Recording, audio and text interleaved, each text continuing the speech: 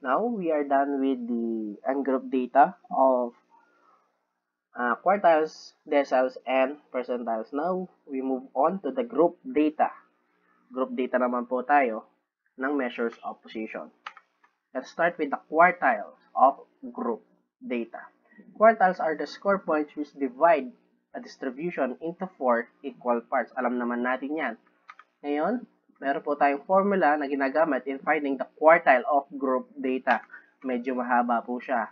So, Q sub K is equal to LB or the lower boundary plus the quantity of Kn over 4 minus CF over F multiply by the I or interval.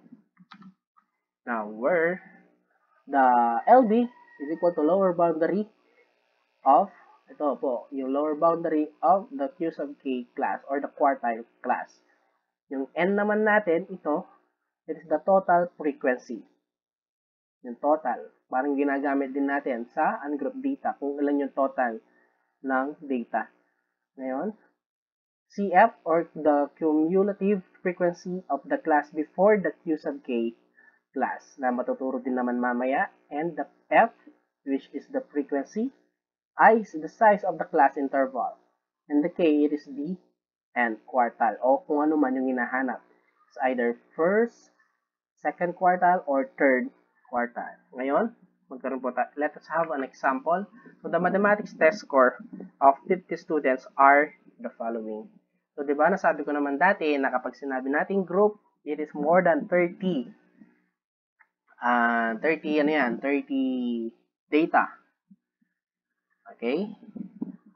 Ngayon, so, first na gagawin natin is construct a frequency distribution table with 6 class interval.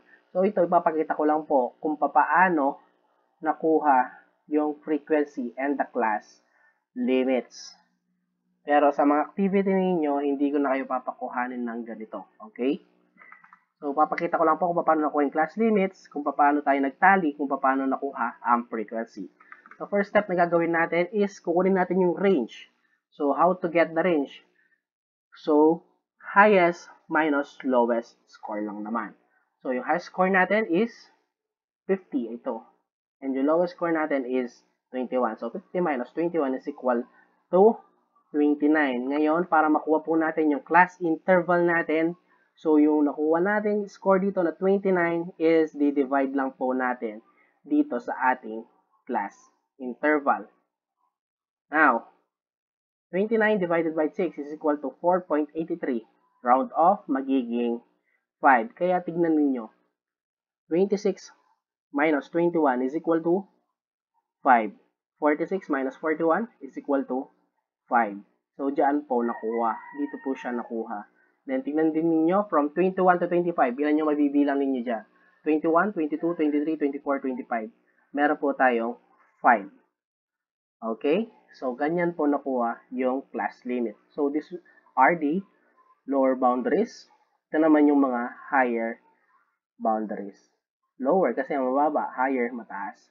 Ngayon, sa pagtatali naman, for example, yung 46 na score natin, saan siya mag-under?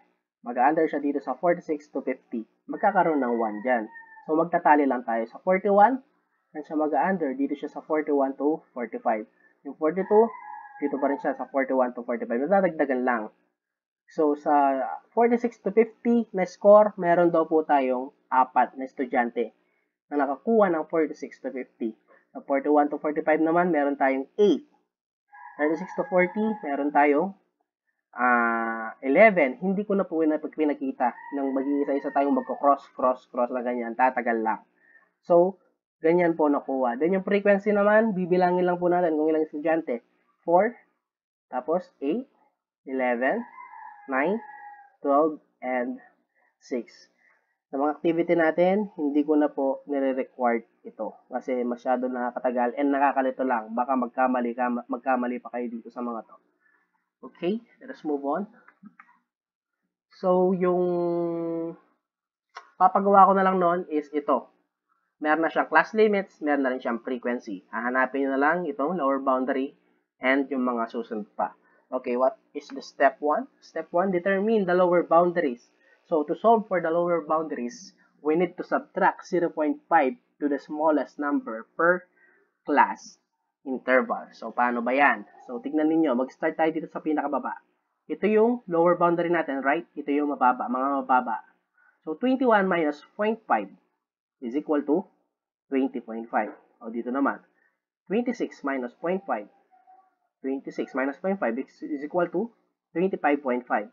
Then, 31 minus 0.5, 30.5. 36 minus 0.5, 35.5. 41 minus 0.5, 40.5. And last, 46 minus 0.5 is equal to 45.5. Nakuha na po natin yung mga lower boundary natin. Now, we are done with the step 1. Let us move on to the step 2. Determine the cumulative frequency. So, to solve for the less than cumulative frequency, we need to add the frequency from the bottom all the way to up and follow the zigzag illustration. So, paano ba yan? From bottom, mag-start daw tayo sa baba. Ayan, 6. Okay? Ayan, 6. 6 plus 12 is equal to 18. Ngayon, 18 plus 9 is equal to 27. 27 plus 11 is equal to 38. Nakikita nyo yung zigzag. Zigzag yan. Oh. Okay, 38 plus 8 is equal to 46. Then 46 plus 4 is equal to 50. Mag-start po tayo sa baba, pataas.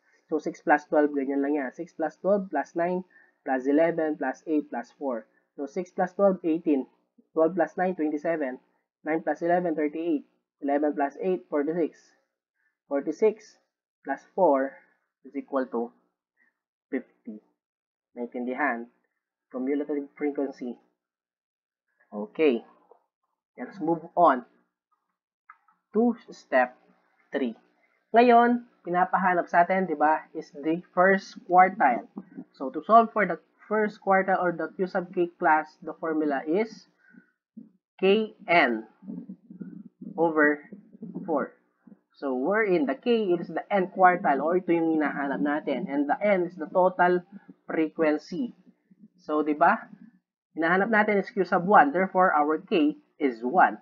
And yung n natin, total na student kanina, yung mga score, di ba? Meron tayong 50. 50 total of student. Ngayon, substitute lang natin. 1 times, ano yung n natin? 50 over 4. So, 1 times 50 is equal to 50. 50 divided by 4 is equal to 12.5. This means that we need to find the class interval where the 12.5 score is located. Ito na po yung nasa formula natin. Ito yung po yung sinolve natin. Okay? So, yung first quartile natin is 12.5, di ba? Ayan. Ngayon, yung 12.5 is between the 6 and 18. Diba? Nandito siya. Nasa gitna. Ngayon, yung kukunin po natin yan is itong palaging nasa taas. Okay? Itong 18. Okay? Now, hinahanap natin, isa sa hinahanap natin, diba? Itong CF. So, itong CF, dito niyan tayo magbe-base. Kung ito po, nandito po nag-under ang first quartile natin dito sa 18, kukunin po natin CF is yung 6. Itong nasa baba niya. Intindihan? Huwag papalito. Kung nandito naka-under ang first quartile natin, kukunin po natin cumulative frequency is 6. Itong nasa baba. Now, the lower boundary naman, ito nandito sa first quartile. Itong 25.5. Yan po ang lower boundary natin. Ito, di ba, kasama yan. Hinahanap natin. Ngayon, meron na tayong lower boundary. Frequency naman.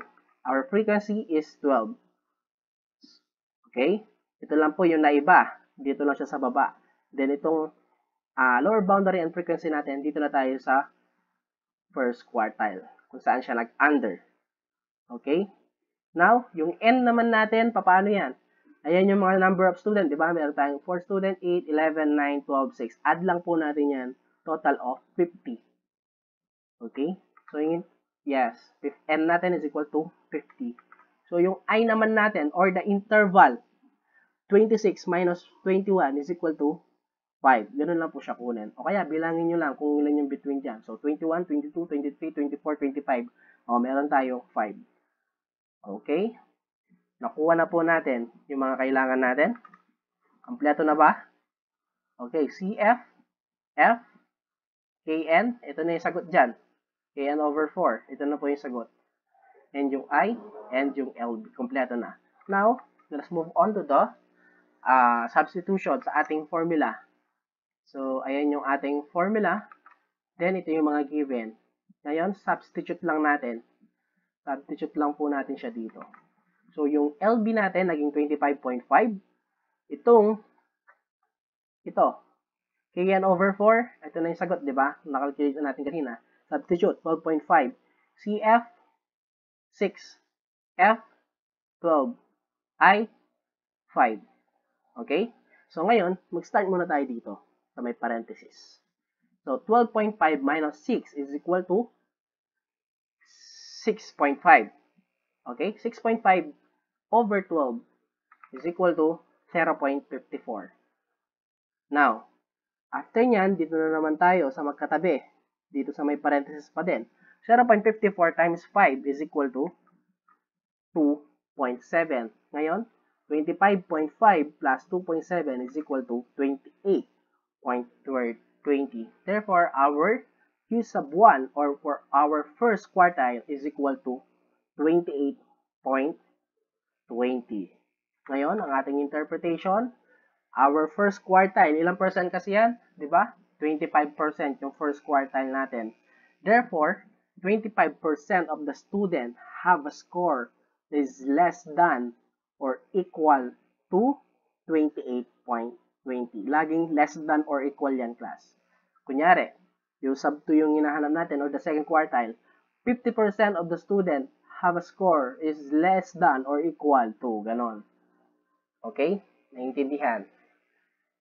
Sana nagigets po ninyo. Kunin lang po muna natin itong mga given, then substitute. Kapag nalilito, balik lang po kayo sa video. So that will be all. Thank you so much.